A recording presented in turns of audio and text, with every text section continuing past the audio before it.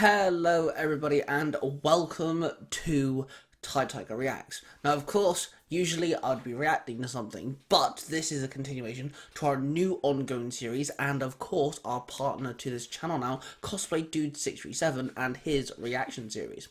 So, Cosplaydude637 has been uploading reactions on his own Cosplaydude637 channel, but Cosplaydude wanted to branch out and not exactly put them on his channel. They don't really fit, and I offered to put them on here.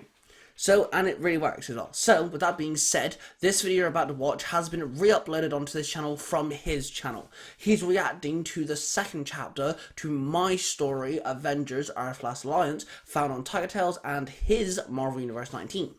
This isn't the first time me and him have worked on channels before. We work on several channels together, and it'll be great to see him upload some new content specifically to this channel, which I already have the third video, and I can't wait to upload it for you guys. That being said, of course, make sure you do subscribe to the channel so you don't miss a reaction video from myself and Cosplaydude637. Roar of Passion. I love you all. Don't forget to hit the like button and of course show some Cosplaydude637 some love. Let him know in the comments down below on the specific videos of his, what videos you want to see him react to. Maybe he'll give them a shot. And of course, Cosplaydude637, take it away, bro. Hello everybody and welcome back to another episode of Cosplaydude637 Reacts, I think is what we're going to call this. I don't know. It's going on my main YouTube channel, so it's just a small segment I have where I'm going to react to some videos. Especially this one. This one is written by my friend, my business partner, and my parabot Tiger. This is, of course, the Avengers Earth Last Alliance. So we are now on Chapter 2. He has released Chapter 2 on both Marvel Universe 19, which is my YouTube channel, and his YouTube channel, Tiger Tales. So, without further ado, let's get this party started. Hello everybody and welcome to Tiger Tales, the place where you'll find stories and fanfictions written and read to you by a host, me, Tiger. Today we're diving back into Marvel's Universe 19. Since the first episode aired, we've actually delved and connected this to Universe 19, a place and a YouTube channel where you can find Marvel stories. Hosted by Cosplaydude637. That's on me. That channel, you'll find stories made by Cosplaydude637 himself, me, and A-Crown and Mark the Red Cornish Ranger, all connected and an ongoing universe. Let me clarify. So far, it's only been me and Ty that has made stories for Marvel Universe 19. A-Crown and Mark, the Red Cornish Ranger, need to get off their bums and actually send me stories. I'm just saying. Anyways, back to the story. Here we have Avengers, the Earth's Last Alliance. This is an ongoing storyline where I have built a new team of Avengers from existing Avenger characters. And I've also thrown an OC in there. In the last chapter, Ocklos has now become part of the Avengers team, and Miles and Thor, aka Miles Morales and Jane Foster, headed off to deal with Green Goblin, who was attacking the police station. So, without further ado, let's dive in. The Avengers, Earth's Last Alliance. Chapter 2. Meaner and Greener. Spider-Man and Thor traversed through the city as fast as they could to get to the police station. As they approached the station, they saw several officers scattered across the car park, ducked behind cars using them as cover, taking turns firing their guns into the air at the Green Goblin as he circled around the building on his glider. I'm sorry, New York PD, shouldn't you be smarter by now? I mean, how many supervillains does the New York PD have to deal with on a daily basis? Heck, even an hourly basis. Yeah, you would think they'd get smarter. Let's make this quick, Thor said. Yeah, I agree. Who knows why Gobby's here? Spider-Man muttered. Spider-Man landed on a wall of the police station. Yo, Captain, start clearing your officers away from here, okay? Spider-Man called out. We're trying to, Webhead, but with Green Goblin around it's kinda difficult, the Captain yelled back. It's okay, the Green Goblin is about to get a handful real quick, Spider-Man replied. Then he shot a web and pulled himself up into the air. He swung on his web and landed on the radio tower that sat on the roof of the building. Thor flew at Green Goblin and swung Mjolnir at him. Green Goblin leaned back, dodging the attack. As his glider moved away from harm. Green Goblin then shoved his hand into his purple side bag and pulled out 2 pumpkin bombs and threw them at some of the police cars. Spider-Man shot 2 webs and caught both bombs. Then he jumped up and swung the webs around and launched the bombs at Green Goblin. They both exploded, and Green Goblin raised the front of his glider up, making himself raise higher up into the air, deflecting the explosive of his glider at the same time. "Come on, Greenie, why are you harassing our boys in blue?" Spider-Man called out. "Please, I'm just bored. Things need to change around here." Okay, so my boy Ty didn't gone to me and said that he wants to expand his voice acting abilities. That was an epic Green Goblin voice right there. That was creepy as heck, dude. I give you points for that one. Goblin chuckled. "Innocent people are gonna get hurt because of you, you reckless goblin," Thor barked. "Spider, I get the first webhead is busy. But why isn't Lady Thunderpants ruining our fun?" Green Goblin asked Spider-Man. "Do not mock me," Thor roared. She spun Mjolnir and threw the hammer, which hit Green Goblin head-on, straight in the ribs, knocking him off his glider, sending him crashing into a police riot van. Thor and Spider-Man both landed on the ground, and they walked up to Green Goblin, who was struggling to move Mjolnir off of him. "Get this thing off of me, you Weather Woman reject!" Green Goblin snarled. Thor grabbed her hammer and picked it off Green Goblin, then she grabbed the villain by his collar and lifted him up off the ground. "Someone fetch some handcuffs," Thor ordered. Green Goblin started laughing manically. He then revealed a silver band on his wrist. It was 5 inches wide and had a gold crystal jewel in the center of the band. Okay, that's new. No Green Goblin I've ever seen has had one of those. So, what's this? "Allow his path to be set before him," Green Goblin called out. Then the gold crystal started glowing bright, and suddenly a gold energy orb formed in his hand, no bigger than one of his pumpkin bombs. He then swung it and hit Thor with the orb. There was a massive explosion, which sent Thor flying back. Spider-Man shot 2 webs and caught Thor, pulling her back, and she landed on her own feet. "Thank you, Spider-Man," Thor muttered. Smoke was rippling off her body. "No worries. Now what on earth was that?" Spider-Man blurted. They both turned to Green Goblin, who stood there cackling to himself. Then he held up both hands, and once again gold energy orbs formed in each palm. He threw both of them at the hero duo. Thor threw Mjolnir, which hit one of the orbs, causing it to explode. Spider-Man backflipped and dodged the attack. He then shot a web at Green Goblin.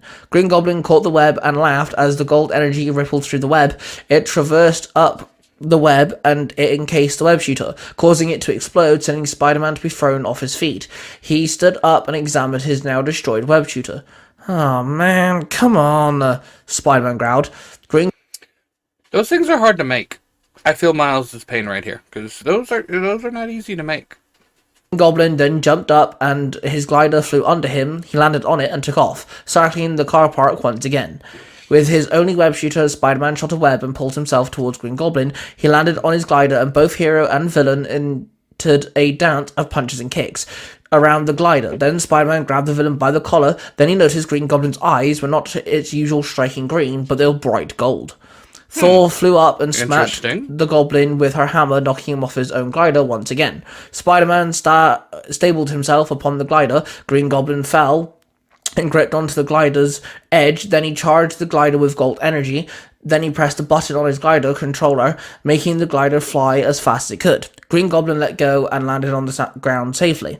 Spider-Man backflipped off the speeding glider, then he noticed it was shimmering with gold energy. As it glided through the window and crashed into the police station, it exploded, causing several explosions within the second floor of the station. Everyone in the car park ducked as flames erupted from the windows and glass rained down upon them. Spider-Man swung into the flaming rooms, and Thor hovered outside. She spun her hammer in rapid motion, causing a twister to blast forward, putting out most of the flames. Then Thor joined Spider-Man as they searched for anyone who might have been in the second floor. Spider-Man found one man who was crushed underneath some rubble. He used his super strength to save the man. Both heroes jumped out the window, and Spider-Man placed the man down safely as the firefighters arrived on the scene. "We better go," Thor told Spider-Man, who was looking around for the absent Green Goblin. Spider-Man sighed, then shot a web and started swinging. Thor took flight, and even though Spider-Man did struggle only having one web shooter, they finally made it back to Avengers Tower. They entered the... That would have to be hard. I mean, web shooting with just one hand, you gotta shoot, grab, swing, shoot, grab, swing. Yeah, that wouldn't be easy. suit-up room. They both suited down. Thor placed Mjolnir on its stand, and her Asgardian attire evaporated off of her. Miles put his civilian clothes over... See, that's just cheating. All she's got to do is put a hammer down, and then she's done. That's just cheating. Over his Spider-Man suit and tucked away his mask. He then walked over to the computer screen and started a program that would build a new set of web shooters. Then Miles and Jane walked out of the suit-up room and headed down the stairs to the lounge area, where they saw a tiger running around the lounge, tearing up one of the cushions. When did we get a pet tiger? Miles called out. Everyone to the lounge now, Jane barked into a communicator. Okay, that's just weird. A tiger, random tiger, in the Avenger Tower, so, yeah.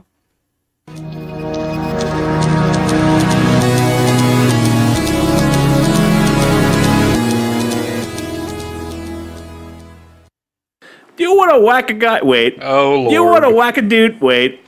You want to go whacked up? Wait. Is there a guy loitering in front of your store and you want to whack him off? Wait. Okay, this is Jim and Billy, the bulk and skull of podcasting. They are the ones that created Zero to Hero. They're part of the network. I would not be doing what I do if it was not for these guys. And, oh Lord, what have they got for us now? There's a guy in your basement trying to uncover your family secrets and you want to whack him on the table? Wait. Billy! Is there a guy outside your house screaming, come back to me, and you just want to, like, whack him in the front yard? Wait. Do you have something special that you get whacked? Wait. Do you have an itch that needs to be taken care of, and that guy needs to get whacked? Wait. Wait a minute. What? Like, hold on. Wait. What are we trying to talk about? Oh, yeah. Good question. If you need something whacked off real good, call Mutants for Hire. Yeah. Oh, Lord. So, Mutants for Hire is a story on Tiger Tales that Ty writes, which has the character Arculos also in it, just an alternate version of him, so it's in a different reality. And, yeah, that went a strange path very quickly. But that's Jim and Billy for you.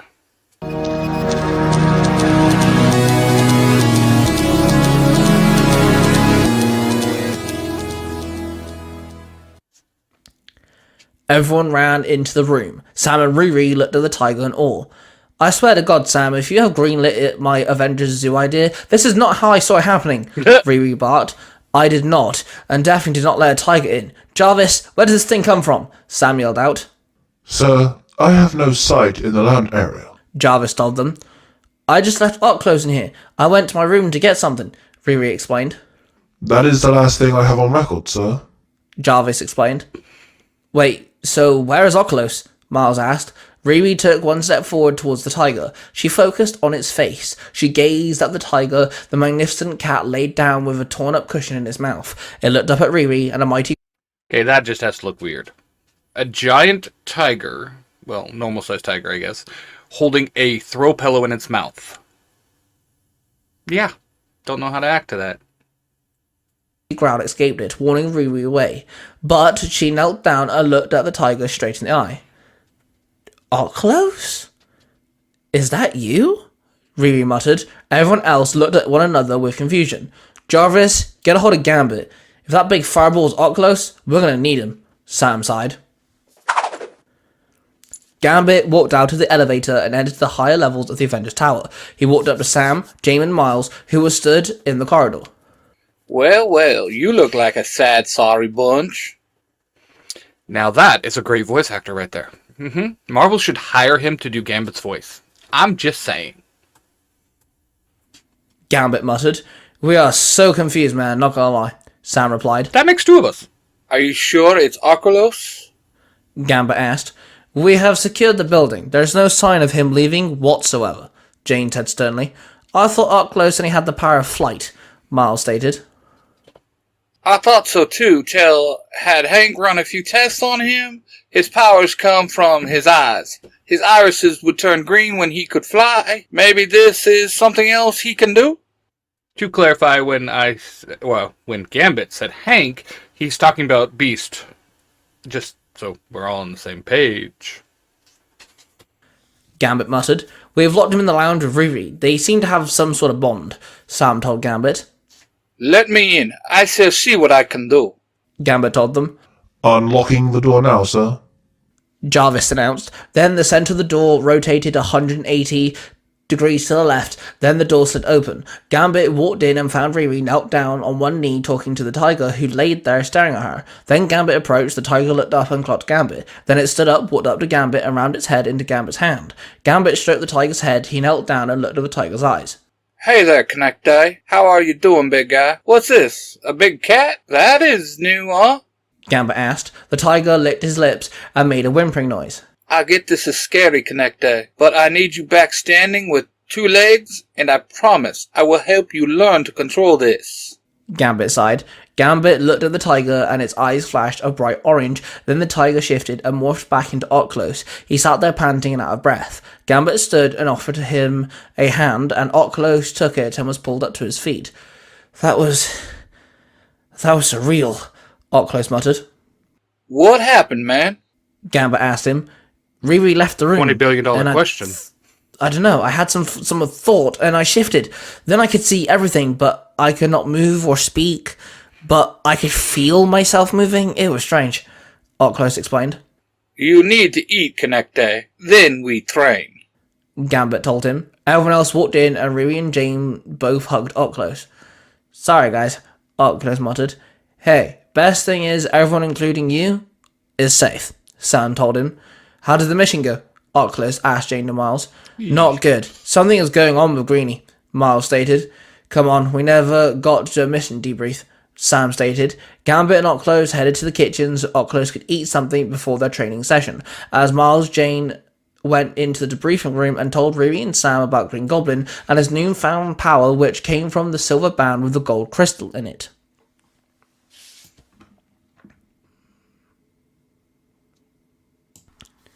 This story is a part of... There we go.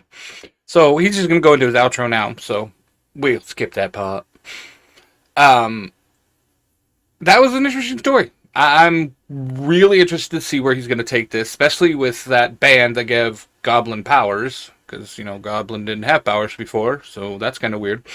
So I'm really interested to see where it's going to go. As always, he's a great storyteller. He can keep an audience captivated. If you want to check out his stuff, you can go to YouTube and type in Tiger Tales, and you will find probably about 5 billion channels. No, not really 5 billion, but he does have quite a few that are Tiger Tales, which is his storytelling channel. If you want to listen to him on my stuff, you can check him out on Marvel Universe 19, because this will be posted there too. And if you like what you're listening to here, check out my X-Men storyline and my other new one, Next Class. I have a couple more that I'm going to be working on, so does Ty. We just haven't got to them yet. With all that being said, I will see you next time. Later days.